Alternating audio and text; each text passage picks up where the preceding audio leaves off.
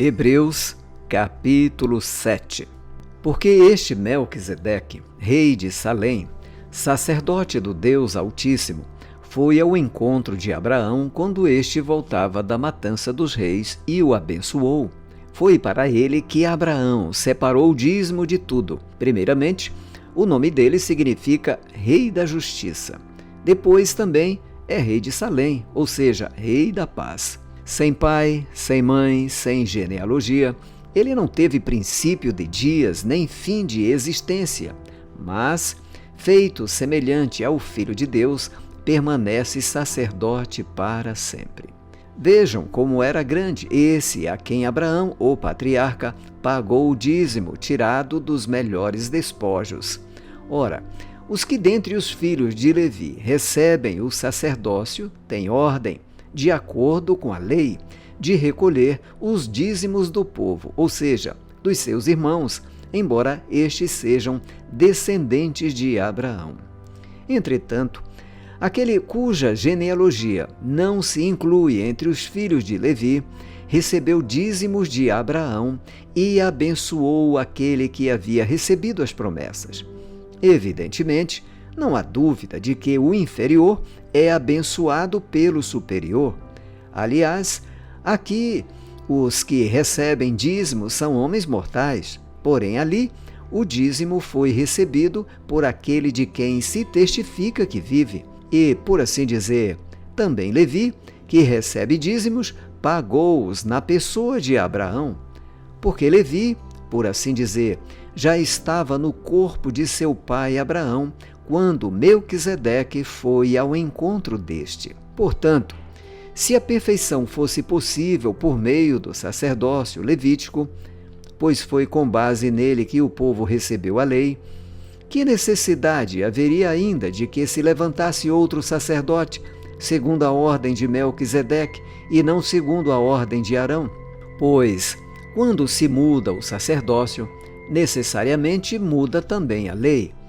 Porque aquele de quem são ditas estas coisas pertence a outra tribo, da qual ninguém prestou serviço diante do altar.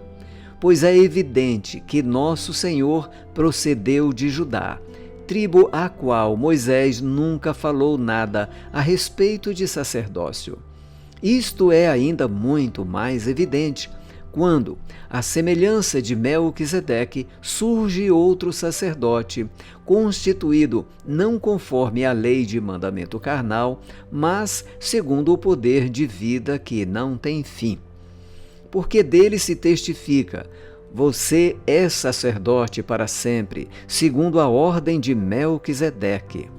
Portanto, por um lado, se revoga a ordenança anterior por causa de sua fraqueza e inutilidade, pois a lei nunca aperfeiçoou coisa alguma, e por outro lado, se introduz esperança superior, pela qual nos chegamos a Deus. E isto não se deu sem juramento, porque os outros são feitos sacerdotes sem juramento. Mas este foi feito sacerdote com juramento, por aquele que lhe disse: o Senhor jurou e não se arrependerá. Você é sacerdote para sempre. Por isso mesmo, Jesus se tornou fiador de superior aliança. Ora, os outros são feitos sacerdotes em maior número, porque a morte os impede de continuar. Jesus, no entanto, porque continua para sempre, tem o seu sacerdócio imutável. Por isso, também pode salvar totalmente os que por ele se aproximam de Deus, vivendo sempre para interceder por eles.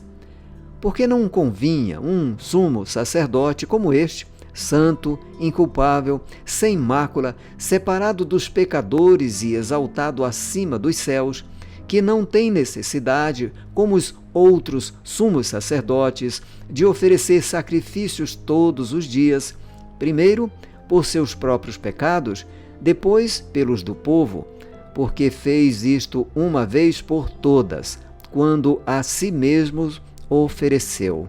Porque a lei constitui homens sujeitos a fraquezas, como sumos sacerdotes, mas a palavra do juramento, que foi posterior à lei, constitui o Filho, perfeito para sempre.